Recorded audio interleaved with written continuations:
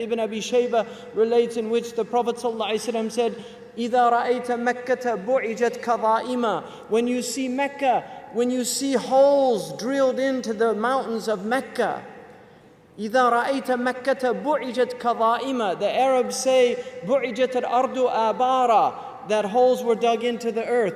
The Prophet ﷺ predicted that holes would be drilled through the mountains of Mecca, and he says, وَيَعْلُو بِنَاؤُهَا رُؤُوسَ الْجِبَالِ فَقَدْ أَضَلَّتَ السَّاعَةُ.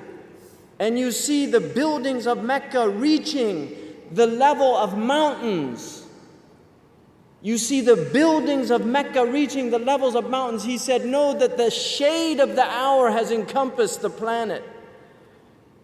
And the believers, when they see these things, it concerns them. The Prophet said, لا تقوم الساعة حتى تزول الجبال عن أماكنها. The end of time won't come until you see mountains removed from their places. When I was in Mecca, there's mountains have been removed from Mecca. Quwa'iqan, one of the mountains that's known as the Ahad al-Akhshabain.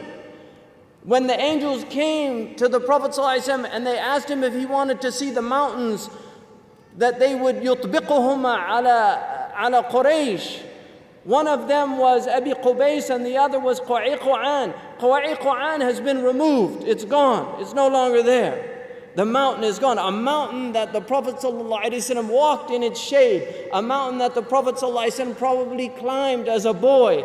This mountain is now removed. Then the Prophet ﷺ said, لا تقوم الساعة حتى تزول الجبال عن أماكنها. These are signs for people to reflect. The Prophet I was on the Arabian Peninsula with my family, walking on the beach, and I came upon people in a public beach having sexual intercourse in a public beach on the Arabian Peninsula.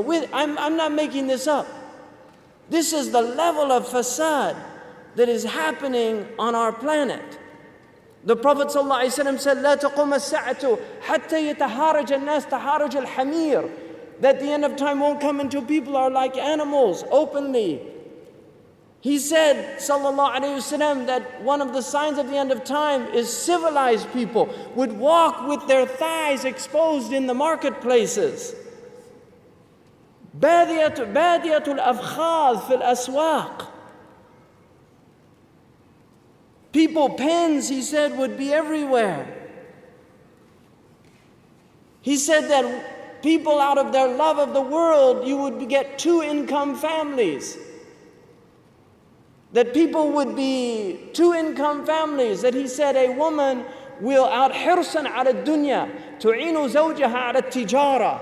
Out of love for this world, she'll work like her husband to earn livelihood, neglecting the children. Some people are forced to do that.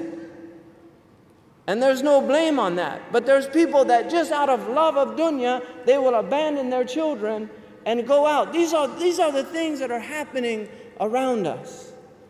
And these are things people have to wake up, because this is a religion that calls people to wake up. I was on a plane, and don't anybody laugh about this story, because you have to understand how powerful and meaningful this is. I was on a plane going to Kuwait, and I sat next to a very famous Kuwaiti, Muhammad al-Awadi, and very brilliant man.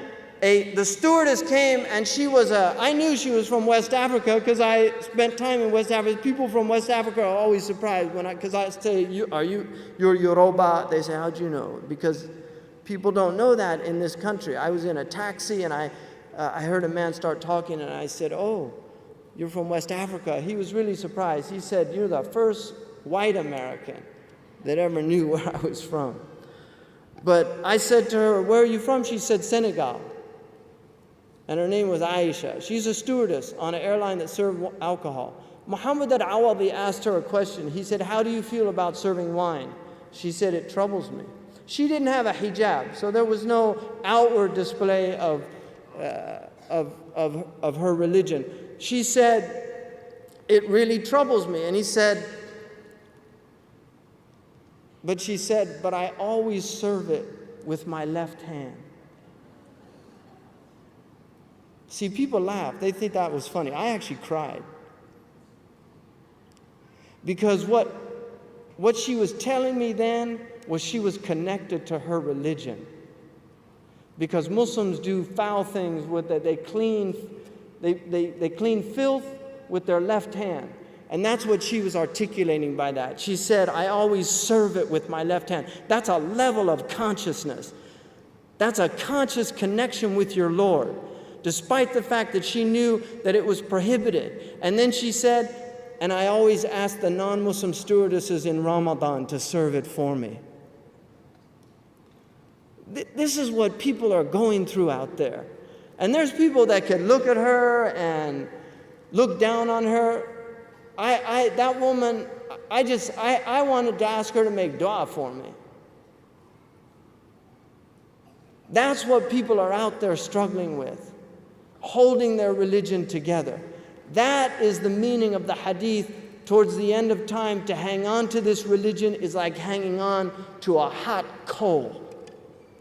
Like a hot coal in your hands. That's what that woman was articulating. Our Prophet ﷺ saw that coming, but she was connected to her Lord. She hadn't severed that tie with her Lord. And as long as that tie, however flimsy, if it's sha'ratu Muawiyah, the hair of Muawiyah, however flimsy that tie is, if that tie is there with your Lord, that door is always open.